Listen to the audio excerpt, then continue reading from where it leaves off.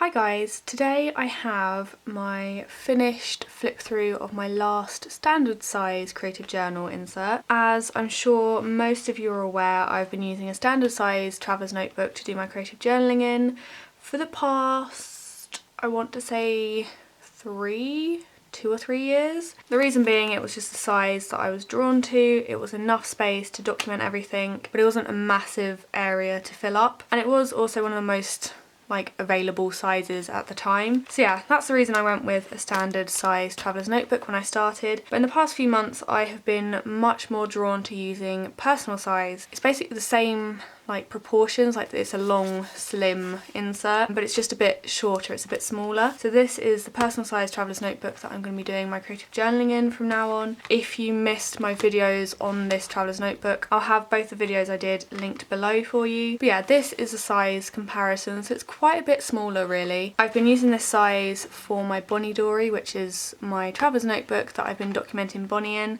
Call it my Bonnie Dory, it's not a Bonnie Dory, it's a Dixie Dory. This is the Dixie Dory, but what I document in here is simply Bonnie. If you want to see more of this creative journal, then I'll leave my Patreon link below, because this is one of the creative journals that I keep exclusively for my patrons. So over there I already have quite a few process videos of this insert, and I also have the finished flip through because I'm now into my second insert in there. So yeah, that is where I first started using the personal size, and I've just fallen in love with it really. So because of that I wanted to move into a personal size traveler's notebook for my day-to-day creative journaling, and that's what I've done. I decided to finish this insert before I moved into this one just because it made sense to, and that is what I'm going to show you today. I'm not going to talk through every page, I'm going to do a flip through over music, but if you do have any questions on anything then let me know. I'm always up for a chat in the comments.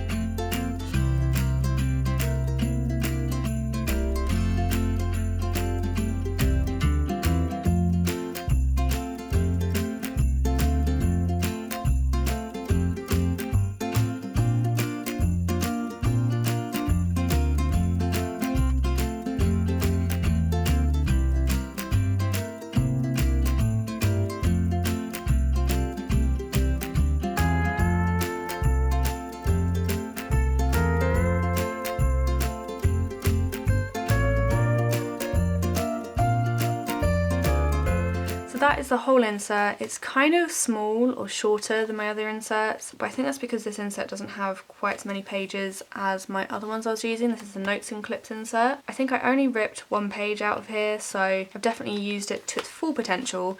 As you can see, the cover doesn't really cover all the pages anymore. I thought I'd point a couple of things out before I finish this video. So this is one page I wanted to point out. It's pretty much just photos. I had a load of Instax photos left over from the December daily project that I did, ones that basically didn't make the cut for that project, and obviously I didn't want to bin them. They were all dated, they're not the best, some of them are out of focus, but they're still memories and I wanted to document them, so I decided to not write anything on this page and just stick a little pocket on, stick a couple of them to the page and put a little title. And I think it's really important to take that into account when you're journaling. You don't have to have a page full of writing, you can just document photos. If there's a day where you don't want to write anything, or you don't have a photo to hand that you really want to write something about, you just want to stick it in somewhere, decorate the page, have fun, layering things up and adding a title and adding little pockets and stuff to your pages, and just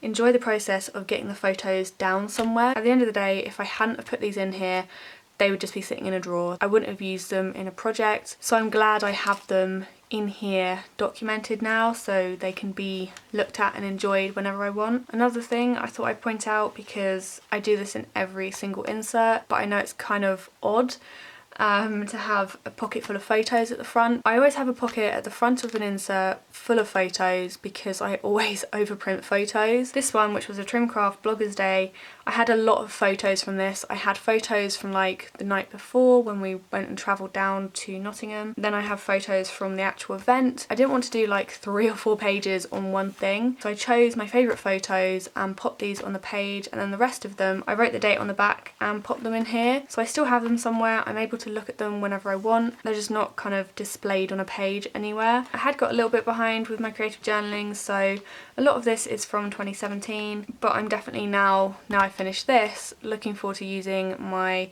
personal size creative journal and catching up a bit with all of my photos and stuff. Like I said at the beginning, if you have any questions then let me know below. Thank you guys so much for watching, and I will see you in my next video.